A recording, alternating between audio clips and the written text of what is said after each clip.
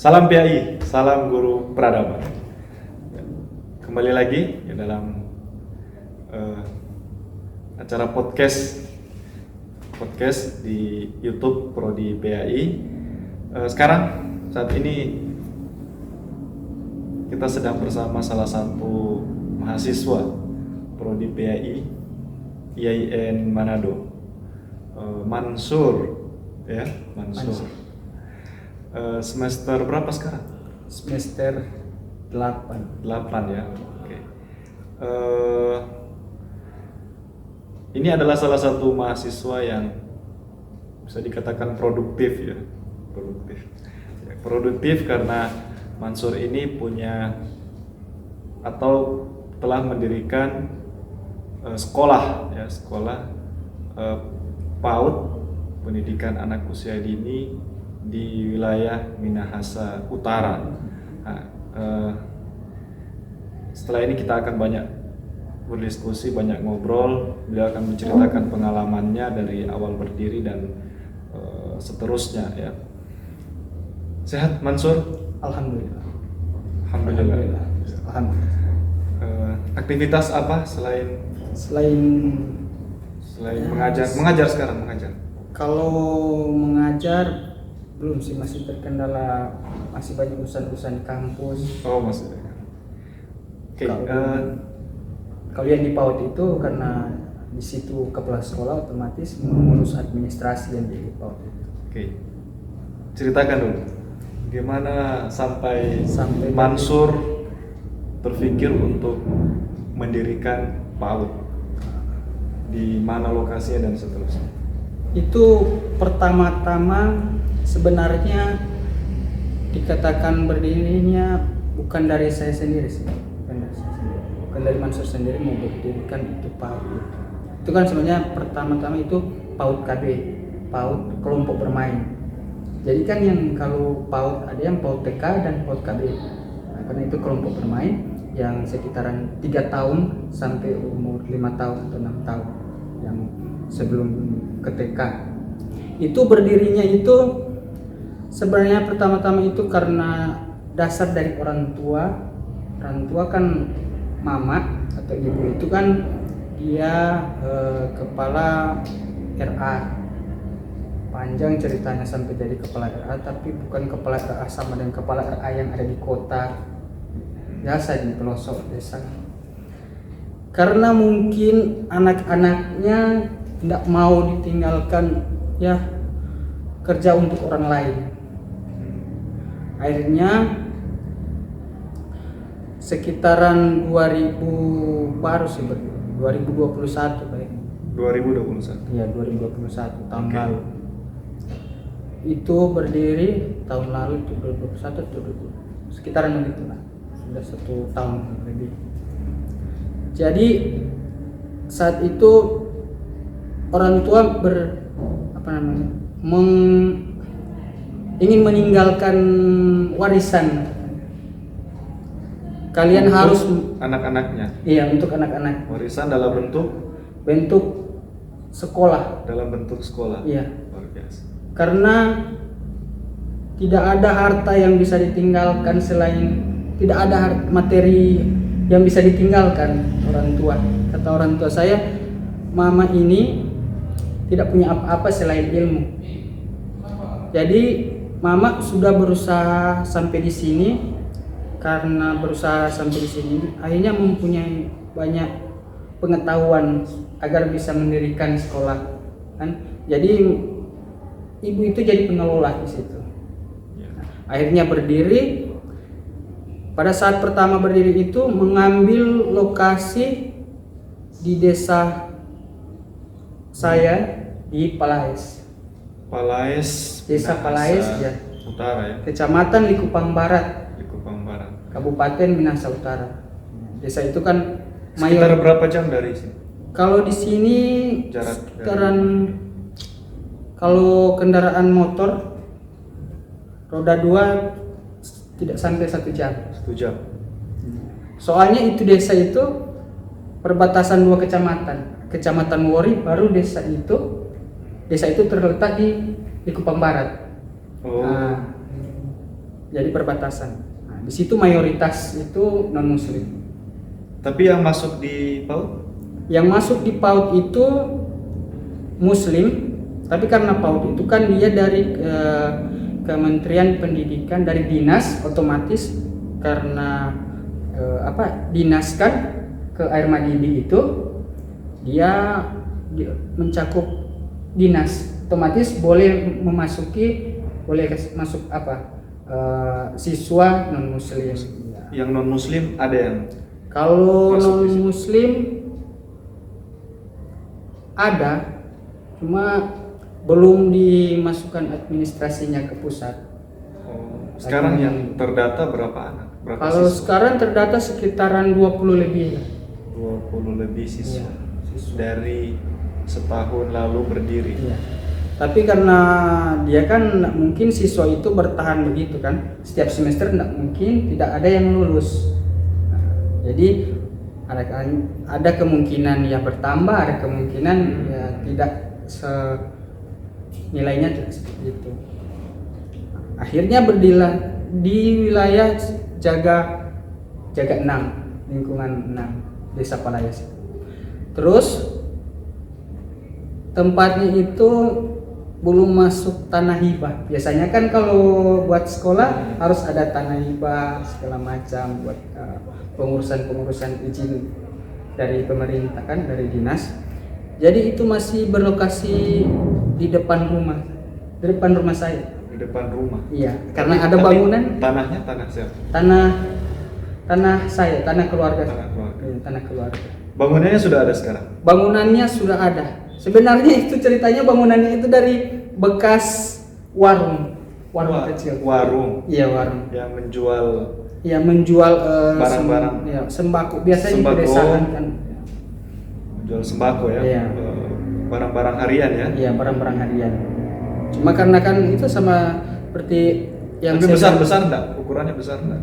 ukurannya sekitar 2 meter lebih, 2 meter kali 3 meter lebih lah. Panjangnya 3 meter lebih, lebarnya 2 meter lebih. Itu tempat itu sudah lama tidak difungsikan sebagai warung. Itu sebenarnya dijadikan warung, terus karena tidak mencukupi untuk mengisi kan, akhirnya tidak lanjut lagi warung. Nah, orang tua saya mengisi tempat itu pertama dengan TPA. Oh, mengaji. pertama Iya. setelah warung Tapi kosong. bukan TPA yang terdaftar. Oh iya. Iya, Oh, setelah warung kosong kemudian ada aktivitas mengaji di situ. iya, aktivitas mengaji. Kemudian setelah itu Setelah itu jadi karena PAUD. jadi PAUD, karena ya dipikir-pikir terus, bagaimana angka bagusnya ini dijadikan PAUD. Tapi yang anak-anak mengaji sudah nggak di situ lagi. Anak-anak mengaji sudah tidak di situ lagi. Sebenarnya boleh sih, cuman karena di situ kan di desa itu ada sekolah lain, ada pondok pesantren. Oh iya. Iya. Kalau untuk PAUD sendiri di Kalau desa untuk- itu Kalau untuk PAUD sendiri di situ ada? Atau Yang- baru punya kamu? kalau di desa, khusus di desa ada yang di lingkungan lain, Oh di lingkungan, beda lingkungan. beda lingkungan. Tapi yang di lingkungan berapa tadi? Lingkungan 6. Lingkungan Iya. 6?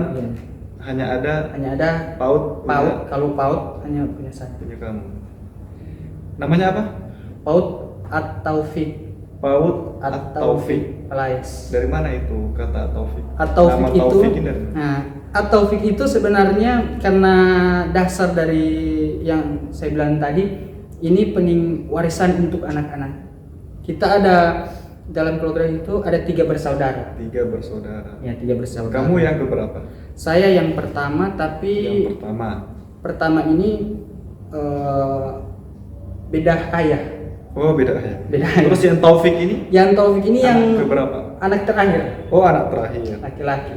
Oh dari nama anak terakhir Anak inilah terakhir, lahirnya dijadikan Taufik. sebagai nama PAUD. Ya, sebagai nama PAUD At-Taufik. Oke, untuk legalitas dari PAUD itu sendiri bagaimana? Apakah Dari- sudah ada izin operasional? Oh, atau izin operasional itu sudah ada.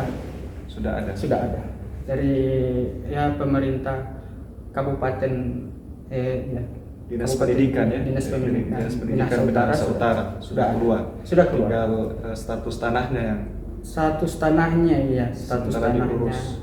Sebenarnya mau mengurus banyak hal, kemungkinan kalau masalah tanah mungkin satu persatu dulu. Contohnya kan kalau misalnya mendirikan satu sekolah itu, sebuah sekolah, kita mengurus data siswanya dulu kan. Karena Data enggak siswa. mungkin ya. Kalau misalnya enggak di data siswanya itu, besar kemungkinan setelah lulus dari situ tidak akan masuk di pendataan pemerintah. Susah nanti bercerita tentang ISN siswa-siswa itu. Jadi lebih baik, alangkah lebih baik administrasi siswa dan guru-guru supaya kesejahteraan guru-guru dan masa depan siswa itu. Belakangan gitu Pak. Baik. Ada tantangan khusus ketika mendirikan PAUD ini apa? Kalau tantangan ya palingan hanya dari dalam saja. Contoh ya, kemungkinan mungkin tantangan terbesar kurangnya pembiayaan ya. Kurangnya pembiayaan. Tantangannya hanya di situ. Tantangannya terbesar. Tantangan terbesar hanya ada di masalah pembiayaan. Ya. Karena kan Untuk masyarakat sekitar mereka ada yang menolak? kalau untuk masyarakat sekitar tidak Tidak ada. Saya rasa tidak ada mendukung, Jadi- karena kan sekolah tidak mungkin tidak didukung. Jadi tantangan terbesar adalah masalah biaya. Ini Masalah menarik biaya. ini. Ada berapa guru Kalau guru yang mengajar di PAUD? pertama saya mendirikan itu ada sekitar 4. 4. Sekarang Sekarang tinggal, kalau yang rajin tinggal 1. Tinggal 1. dari 4 Dari tinggal 4 1. Itu kenapa? Kan kalau di PAUD itu tutor. Lupa. Iya, tutor. Kenapa bisa keluar yang 3 itu? Katanya ya itu masalah Salah honor. Ya? honorer. Biasanya itu ya kendala itu dalam honorer. Terus Gimana cara menggaji guru? menggaji guru ya ini kalau misalnya menggaji guru. Siswa-siswa itu di PAUD itu diberikan kalau misalnya membayar SPP lah katakan, membayar biaya sekolah per bulan Berapa? 5.000 per bulan. 5.000. 5.000 per bulan. Satu anak 5.000? Satu anak 5.000. Ada berapa anak? Ada sekitar 20 lebih. Itu pun enggak karena Berarti kan biasanya 1 bulan dapat berapa? 1 bulan tidak mungkin rutin mereka bayar. Ada kalanya enggak rutin juga.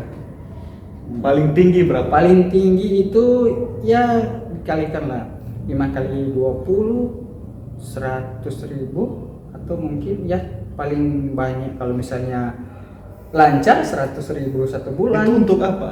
Biaya Itu SPP? biaya SPP itu sebenarnya pertama-tama saya berpikir tambahan untuk guru honorer saja dulu.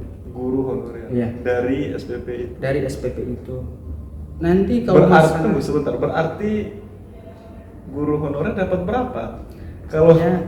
kalau tadi ada 4 Iya. dibagi 4 100.000 dibagi 4 25.000 sebulan.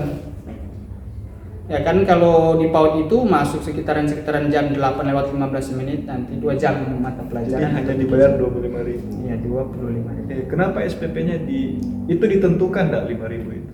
Itu sebenarnya kalau tentukan belum dari pemerintah langsung. Kalau misalnya dari pemerintah langsung, otomatis kalau sudah terdata atau apa, itu kan tidak minta bayaran gratis. Oh iya. Ya, kan dari pemerintah. Masalahnya kan karena belum 100% aman untuk administrasi dengan pemerintah, jadi otomatis belum ada bantuan yang masuk. Jadi pribadi dulu yang berkorban. ya, yang berkorban. harus bertanggung jawab karena itu kan yang harus bertanggung jawab lah karena yang mendirikan Ya, termasuk Ya. untuk membiayai honor guru terus pelayanan untuk siswa-siswa yang dilakukan. Kalau kelompok bermain harus ada peralatan bermain. Oh itu. Jadi beli sendiri. Beli sendiri. Sampai sekarang. Sampai sekarang. Udah habis berapa ya? Kira-kira estimasi Kira-kira- biasanya habis berapa untuk Biasanya- mendirikan PIAUD itu? Itu Dengan kondisi yang ada. ya sudah, kalau mau dirinci sih sudah lupa sih kalau mau dirinci kalau sudah habis berapa. Karena kan ya Itu dari mana itu? dari Kalau uangnya dari mana? ya bisa dari orang tua, sisipan honor dari orang tua. Kan orang tua guru sertifikasi, jadi pagilah, karena kan tidak mungkin tidak diberikan layanan untuk sekolah yang didirikan. Berarti memang sudah dari lama ya pengen mendirikan ini. Iya, pengen mendirikan PAUD. Iya. Karena kalau mau berpikir karena pendidikan, tidak mungkin pendidikan itu bisa mati kan. Dimanapun tempatnya pendidikan itu harus ada, kata ibu saya. Ya saya pikir jarang ya anak-anak muda mau berpikir ke depan, apalagi lulusan pendidikan itu berpikir untuk mendirikan sekolah. Saya pikir jarang, termasuk jarang. Makanya saya undang untuk ngobrol. Ini mahasiswa PAI yang belum selesai sementara kuliah, tapi punya keinginan untuk mendirikan sekolah. Ya, meskipun dengan segala keterbatasan, tapi punya kemauan yang kuat. Begitu ya? Iya. Apalagi Kenapa? Bagaimana gambaran pendidikan di bagian saya? di desa? Di desa itu gambaran pendidikan ya, kalau masalah kan setelah yang saya dirikan kan sebatas PAUD, otomatis masih di lingkungan pendidikan anak usia dini, masih anak-anak. Tapi karena kalau pendidikan untuk lebih luas kan itu sekolahnya itu harus sekitar menempuh, ada yang beda jarak yang mungkin jaraknya antar desa gitu. Jadi yang sekolah di PAUD ini bukan hanya anak-anak yang tinggal di desa, ya Pak, di lingkungan berapa tadi? Lingkungan 6. Lingkungan 6, tapi Iya. dari lingkungan yang lain juga ada. Iya, bisa. Gimana cara pertama kali mendirikan, kan otomatis harus ada sosialisasi ya. Iya, harus ada sosialisasi. Bagaimana cara Mensosialisasikan. mensosialisasi bahwa saya sekarang Saya sedang sekarang membuka PAUD. PAUD Nah. sampai kedatangan 20 anak kurang Iya, lebih ya? kurang lebih. Kurang lebih 20 anak. Gimana itu? Itu ceritanya sih semua itu berawal dari orang tua perempuan. Ibu itu kan sangat senang kalau misalnya ada anak-anak kecil di rumah. Oh iya. Iya, Karena memang sangat- basicnya guru Iya, guru basicnya RA. guru RA. Jadi memang sudah senang dengan anak-anak. Iya, sudah senang dengan anak-anak. Anak-anak kecil. Jadi sebelum mendirikan PAUD itu kalau misalnya sering ambil anak-anak orang di ya tetangga, ada tempat yang mungkin dikenal, ya anak main-main di rumah. Saya pikir, oh tunggu, belum ada waktu untuk cari cucu, Mak. Jadi anak-anak orang lain. Nah, jadi di Mas situ Sur belum menikah ya? belum. Makanya Masih ya makanya bahagiakan belum dulu. bisa memberikan cucu. Iya. Ya rencananya bahagiakan dulu orang tua, baru bahagiakan anak orang. Jadi itu anak-anak itu ya dijemput satu-satu. Karena kan Dijemput bisiklet, di rumah masing-masing. iya rumah masing-masing. Tapi kalau misalnya dia Itu awalnya itu awalnya. Iya. Tapi sampai sekarang pun kalau masalah para pengajar ya harus dijemput anak-anak itu supaya Kenapa ada harus dijemput? harus menanamkan kedisiplinan, ada kemauan. Karena kalau misalnya anak-anak itu kalau tidak dijemput kan mereka di rumah Apakah orang tuanya tidak ada kemauan tidak ada untuk kemauan mengantar. untuk mengantar atau seperti apa? Atau memang itu bagian dari program Iya, bagian juga sih. program PAUD Iya, program yang PAUD. dibuat? Iya, memang sebagian harus dijemput. Harus dijemput agar supaya Jemput anak-anak pakai apa? itu, Motor. Jalan kaki. Oh, dijemput. Jalan kaki. Kalau yang jauh? Kalau yang jauh itu ya kemungkinan besar karena kalau yang jauh itu ya kadangkala mungkin jauhnya itu hanya berbeda lingkungan saja, ya jalan kaki, Tetap jalan kaki. tetap jalan kaki, tetap naik turun rumah salah dijemput anaknya. Tapi tidak ada orang tua yang ini yang keberatan. Orang tua yang keberatan, namanya PAUD, anak-anak kebanyakan orang tua kan, daripada anak saya ini bermain ke sana tidak jelas. Mungkin kalau misalnya bermain tidak jelas, pulang-pulang sudah nangis, tidak tahu karena apa, lebih baik taruh di PAUD.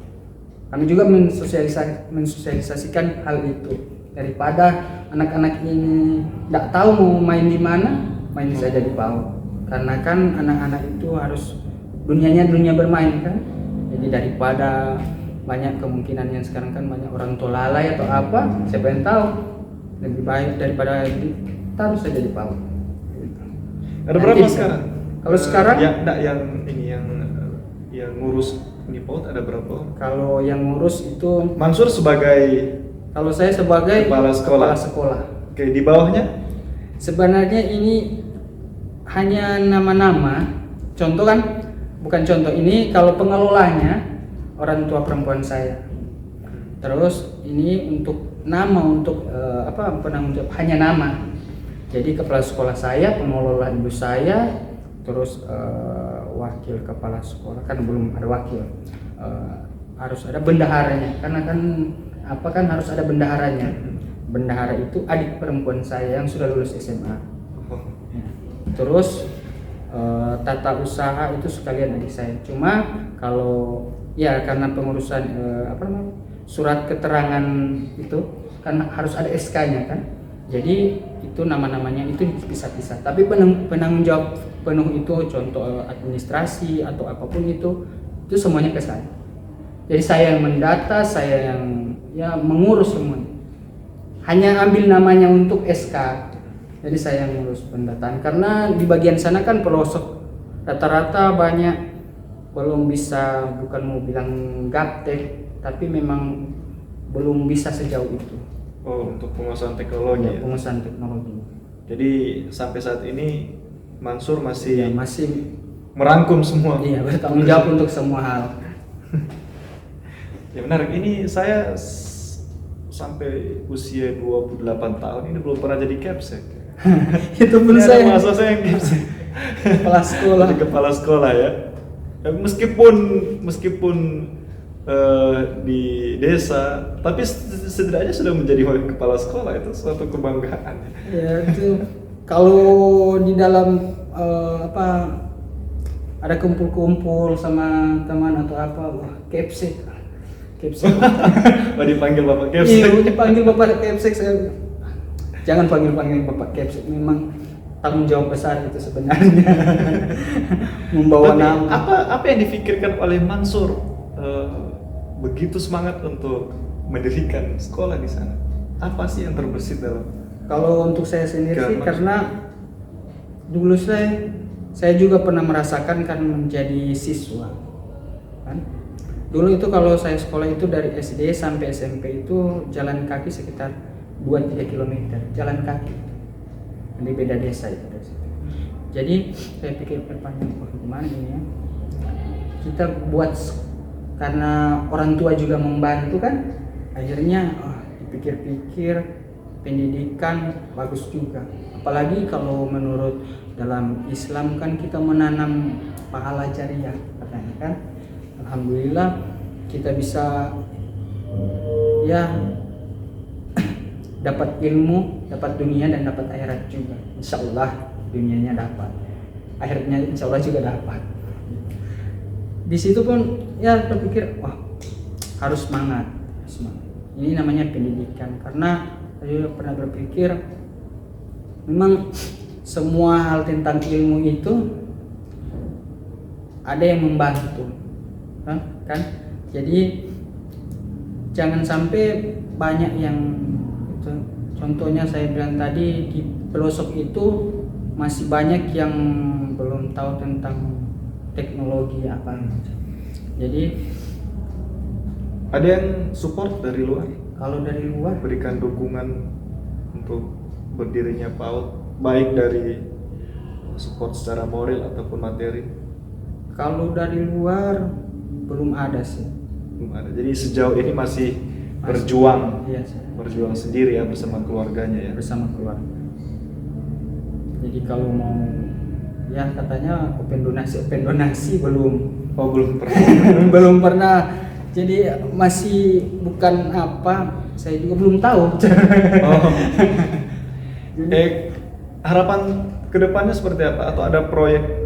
Harapannya sebenarnya yang saya harapkan mendirikan sekolah itu, insya Allah itu kalau memang semuanya lancar, rencana saya itu kan dari PAUD itu kan bisa naik TK, sudah didiskusikan bersama pemerintah kabupaten dinas pendidikan, katanya bisa juga dilanjutkan ketika mau dilanjutkan, supaya ada anak-anak yang tidak mau merasa jauh dari tempat itu, bisa dibangun taman kanak-kanak setelah PAUD ya, bisa dibangun juga sekolah dasar ya. Keinginan saya sih sebenarnya pernah terbayangkan saya mempunyai PAUD atau TK yang ya di mana banyak anak-anak yang bermain di situ. Oh jadi harapan terbesar saya. terbesar setelah adanya PAUD ini ingin buat TK, setelah itu buat SD. Ya insya Allah sampai universitas kalau boleh, kalau memang rezeki, insya Allah. Banyak teman-teman mahasiswa juga saya tanya, kalau mau daripada jauh atau daripada susah-susah cari apa, coba yang PIAUD mengajar saja di PAUD saya. Iya, di sini SDM banyak ya. Iya, SDM banyak. Kamu bisa melakukan pendekatan persuasif, banyak. Apalagi di sini ada prodi PIAUD ya untuk membantu. Tapi itu tadi ketika kita punya keinginan yang besar untuk mendirikan dan mengembangkan pendidikan yang ada di desa, selalu dihadapkan dengan tantangan masalah pembiayaan ya. Sehingga itulah yang menjadi salah satu masalah kenapa guru itu tidak bertahan mengajar. Banyak itu yang katanya ya kalau mau memperbaiki perekonomian atau apa, jangan ambil pekerjaan sebagai guru katanya. Ada itu kan, jangan, itu tidak akan. Terus saya berpikir benar, tapi masalah ini kan kita sudah berpikir kemarin, ada masalah lain. Contohnya kita ini mengajarkan satu hal kepada seseorang, keberkahan. Iya, bukan hanya satu keberkahan, tapi contoh misalnya seseorang ini tidak tahu apa, akhirnya kita kan yang mengajarkannya sampai dia tahu. Tidak mungkin kan, tidak bisa terbesit di hati orang itu. Misalnya contohnya tidak tahu berjalan, kita yang mengajarkan dia berjalan. Di situ ada pembelajaran agama juga. Di situ kalau pembelajaran agama ya karena PAUD kan, PAUD dari bisa juga iya, contoh misalnya anak yang nggak tahu ngaji, iya bisa diajarkan di PAUD. Iya, diajarkan di PAUD.